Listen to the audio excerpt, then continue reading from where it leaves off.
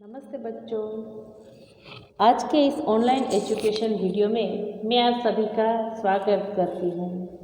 आज हम कहानी 2 न्याय मंत्री, जिसकी रचना सुदर्शन जी ने की थी, उसको पढ़ेंगे। सबसे पहले हम सुदर्शन जी का परिचय प्राप्त करेंगे। सुदर्शन जी का मूल नाम बद्रीनाथ शर्मा था। आपका जन्म 1896 पंजाब राज्य के सियालकोट नामक स्थान में हुआ था। बचपन से ही आपने कहानियाँ लिखना प्रारंभ किया था। पुष्पलता, सुप्रभात, परिवर्तन, पनघट, नगीना आदि आपके सुप्रसिद्ध कहानी संग्रह है। आपका एकमात्र उपन्यास है भागवंती। इस कहानी में सम्राट अशोक सर्वश्रेष्ठ न्याय मंत्री की खोज में था। शिशुपाल से मुलाकात होने पर उसकी योग्यता देखकर उसे न्याय मंत्री बनाया। न्याय न राजा देखता है न रंग। न्यायतंत्र पर विश्वास दिलाने के लिए यहाँ प्रयास किया गया है। नई पीढ़ी के लिए इस प्रेरक कहानी द्वारा न्यायतंत्र की जिम्मेदारी का भी महत्व समझाया गया है। तो यहाँ पर सम्राट अशोक के जीवन का एक प्रसंग वर्णित किया गया है। सम्राट अशोक चक्रवर्ती विश्व प्रसिद्ध एवं शक्तिशाली भारतीय मौर्य वंश के सम्राट थे। सम्राट अशोक का पूरा नाम देवानाप्रिय अशोक मौर्य था, जिसे दुनिया के सबसे महान राजाओं में गिना जाता है। एक योद्धा जो कलिंग में खून देखकर उसका दिल पिघल जाता है और शांति के पाठ करने लगा और जगह जगह स्तंभ गड़वा दिए, और जिस पर लिखा था कि प्रजा कैसे खुश रह सके, तो प्रजा की खुशी के लिए ही वह एक दिन न्याय मंत्री की खोज में निकल पड़ता है कि मुझे राज्य में एक ऐसा न्याय मंत्री चाहिए जो सच्चा न्याय कर सके। वह न राजा देखता हो न रंग देखता हो, वह मोह छोड़कर न्याय कर सके और एक ऐसा सच्चा न्याय करके दिखाए। तो एक ऐसे ही न्याय मंत्री की खोज में सम्राट अशोक निकलते हैं। उसकी बात हम यहाँ पर पढ़ेंगे। संध्या का समय था। चारों ओर अंधकार फैला हुआ था। ऐसे में किसी ने बाहर से आकर घर का दरवाज़ा खटखटाया। संध्या का समय था, चारों ओर अंधकार फैल चुका था। अचानक ही ऐसे में कोई आ जाता है और अचानक ही दरवाज़ा खटखटाता है। कौन है? ब्राह्मण शिशुपाल ने थोड़ा सा दरवाज़ा खोलते हुए पूछा। एक परदेशी। बाहर से आवाज़ आई, क्या मुझे रात काटने के लिए स्थान मिल जाएगा? जब शिशुपाल दरवाज़ा खोलने के लिए जाता है, तब बाहर से आवाज़ आती है कि क्या मुझे एक रात काटने के लिए यहाँ पर स्थान यानी कि जगह मिल सकती है? जैसे ही शिशुपाल ने पूरा दरवाज़ा खोला तो उनके सामने एक नवयुवक खड़ा हुआ था। उन्होंने मुस्कुराकर कहा, यह मेरा सौभाग्य है। सौभाग्य का अर्थ होता है सद्नसीब। अरे वाह, ये तो मेरा सद्नसीब है। अतिथि के चरणों से यह घर पवित्र हो जाएगा। आइए, पधारिए। बच्चों, हमारे भारत देश में हम अतिथि को भगवान का रूप समझते हैं और अतिथि का स्वागत करके, अतिथि की सेवा करके हमने जैसे भगवान की सेवा की है ऐसा भाव हमें प्रकट होता है। तो हमें भी अपने घर आए अतिथि का हमेशा आदर सत्कार करना चाहिए। अतिथि को देखकर शिशुपाल घर में गए और उनका आदर सत्कार किया। फिर दोनों उस समय की देश की अवस्था पर बात करने लगे।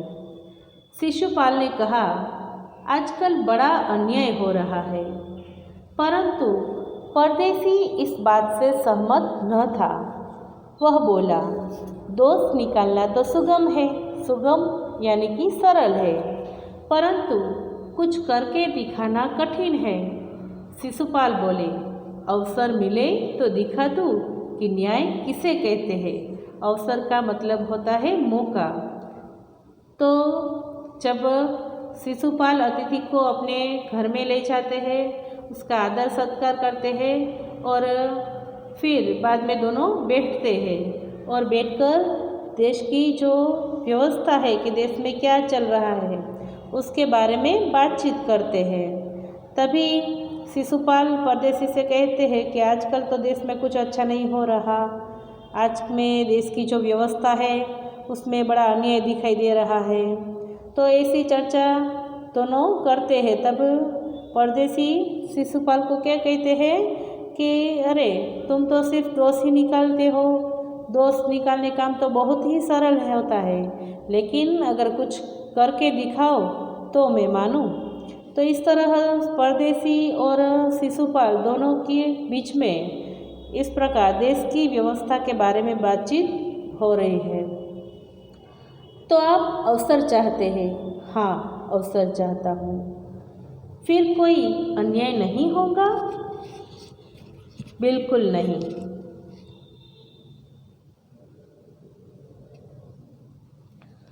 कोई अपराधी दंड से न बचेगा? नहीं। परदेशी ने मुस्कुराकर कहा, यह बहुत कठिन काम है। देखो यहाँ पर दोनों बातचीत करते हैं। परदेशी शिशुपाल से कहते हैं कि क्या तुम अवसर चाहते हो। अवसर का मतलब होता है मौका, कि क्या तुम मौका चाहते हो। तो शिशुपाल कहता कि हाँ, अगर मुझे मौका मिल जाए तो मैं भी एक ऐसा कार्य करके दिखाऊं कि सबको पता चले कि न्याय कैसा होता है। तब परदेशी उसे पूछता है कि अगर तुम्हें ऐसा मौका मिल जाए तो कोई भी अपराधी, अपराधी किसे कहते हैं तो कि जिसने कोई भी गुनाह किया हो उसे अपराधी कहते हैं। तो अगर कोई तुम्हें ऐसा मौका दे दे तो क्या कोई अपराधी दंड से नहीं बचेगा? शिशुपाल कहता है नहीं बचेगा। ब्राह्मण के लिए सब कुछ भी कठिन नहीं है। ब्राह्मण के लिए कुछ भी कठिन नहीं है। तो यहाँ पर ब्राह्मण के सम्मान की बात की है, उसके आत्मसम्मान की बात की है कि ब्राह्मण के लिए कोई भी कार्य अगर उसे देश दे तो कोई भी कार्य उसके लिए कठिन हो सकता नहीं है। मैं न्याय का डंका बजाकर दिखा दूंगा। परदेशी धीरे से मुस्कुराए पर कुछ न बोले। फिर कुछ देर बाद वे सो गए। कुछ दिनों बाद शिशुपाल के घर कुछ सिपाही आए और उन्हें दरबार में चलने के लिए कहा। शिशुपाल सहम गए। सहम जाना एक मुहावरा है। सहम जाना यानी कि आश्चर्यचकित हो जाना। तो वो सहम जाते हैं कि अचानक ही राज दरबार से मुझे ऐसे क्यों बुलाया गया है। वो तो डर जाते हैं, कहीं उस परदेशी ने तो सम्राट से झूठी सच्ची शिकायत नहीं कर दी। शिशुपाल मन में ऐसे विचार उसके मन में आते हैं कि कल वो परदेशी आया था और उस परदेशी ने सम्राट अशोक के पास जाकर मेरे बारे में कुछ सच्ची झूठी बातें तो नहीं कर दी ना। दरबार में पहुंचकर शिशुपाल का कलेजा धड़कने लगा। कलेजा धड़कने लगा ये भी एक मुहावरा है, यानी कि बहुत चिंतित हो जाना। जब उन्होंने देखा कि परदेशी ही सम्राट अशोक है देखो बच्चों, यहाँ पर शिशुपाल के साथ क्या होता है कि जब शिशुपाल को अचानक ही उसके राज दरबार से बुलावा आता है और जब राज दरबार में शिशुपाल जाता है तो वह क्या देखता है, तो जो परदेसी उसके घर आया था वो परदेसी और कोई नहीं बल्कि सम्राट अशोक था। पहले तो सम्राट अशोक बोले, ब्राह्मण देवता, मैं आपको न्याय का अवसर देना चाहता हूँ, आप तैयार हैं? पहले तो शिशुपाल घबराए, फिर बोले, यदि सम्राट की यही इच्छा है तो मैं तैयार हूँ। देखो, सम्राट अशोक ने शिशुपाल को अपने दरबार में बुलाया और फिर बाद में उसे कहा कि मैं, आप कहते थे ना कि अगर न्याय का अवसर मुझे मिल जाए तो मैं ऐसा कार्य करूँगा, मैं ऐसा कार्य करूँगा कि न्याय अच्छा करूँगा। चलो, आज मैंने आपको न्याय का अवसर दे दिया, क्या आप तैयार हैं? तो पहले तो शिशुपाल घबरा जाते हैं, लेकिन फिर कहते हैं कि यदि सम्राट की इच्छा यही है तो मैं इस अवसर को प्राप्त करने के लिए तैयार हूँ। बहुत ठीक, कल से आप न्याय मंत्री हुए, सम्राट ने कहा। अपने हाथ से अंगूठी उतारकर शिशुपाल को पहना दी। यह सम्राट अशोक की राजमुद्रा थी। राजमुद्रा का अर्थ होता है राष्ट्र की निशानी। तो इस तरह सम्राट अशोक अपनी जो राजमुद्रा थी वह शिशुपाल को देते हैं और कहते हैं कि आज से आप हमारे न्याय मंत्री हुए। अब शिशुपाल न्याय मंत्री थे। उन्होंने राज्य की समुचित व्यवस्था करना आरंभ किया। उनके सुप्रबंध से, सुप्रबंध का अर्थ होता है सुव्यवस्था, तो उनके सुप्रबंध से राज्य में पूरी तरह शांति रहने लगी। किसी को किसी प्रकार का भय नहीं था। लोग दरवाजे तक खुले छोड़ जाते थे। चारों तरफ न्याय मंत्री के सुप्रबंध और न्याय की धूम मच गई।